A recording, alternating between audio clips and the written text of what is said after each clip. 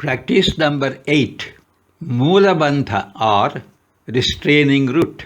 Yanmoolam sarvabhutanam. Yanmoolam sarvabhutanam. Yanmoolam chittabandhanam. Yanmoolam chittabandhanam. Moolabandha sada sevyo. Moolabandha sada sevyo. Yogyosau rajayoginam. Yogyosau rajayoginam. Moolabandha is also the name of another yogic posture. Moolabandha is to be known in terms of the restraint of the mind.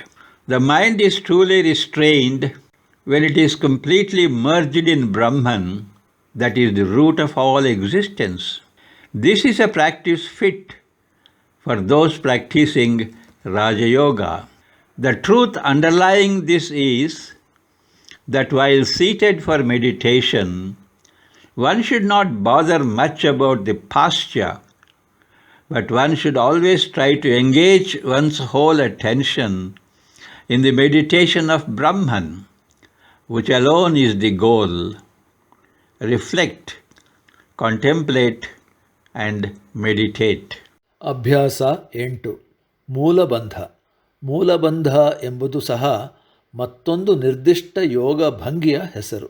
ಮನಸ್ಸಿನ ಸಂಯಮವನ್ನು ಸಹ ಮೂಲಬಂಧ ಎಂಬುದಾಗಿ ತಿಳಿಯಬಹುದಾಗಿದೆ.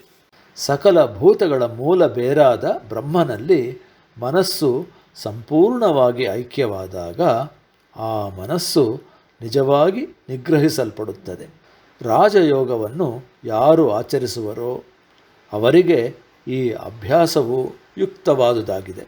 ಒಂದೇ ಮೂಲ ಗುರಿಯಾದ ಬ್ರಹ್ಮನನ್ನು ಕುರಿತ ಧ್ಯಾನದಲ್ಲಿ ತಮ್ಮ ಪೂರ್ತಿ ಗಮನವನ್ನು ತೊಡಗಿಸಿಕೊಳ್ಳಲು ಪ್ರತಿಯೊಬ್ಬರೂ ಸದಾ ಪ್ರಯತ್ನಿಸಬೇಕೇ ಹೊರತು ಧ್ಯಾನಕ್ಕೆ ಕುಳಿತಾಗ ತಮ್ಮ ಭಂಗಿಯ ಬಗ್ಗೆ ತಲೆ ಕೆಡಿಸಿಕೊಳ್ಳಬಾರದು ಎಂಬುದು ಇಲ್ಲಿ ಕಂಡುಬರುವ ಸತ್ಯವಾಗಿದೆ. ಚಿಂತಿಸು, ಆಲೋಚಿಸು ಮತ್ತು ಧ್ಯಾನಿಸು.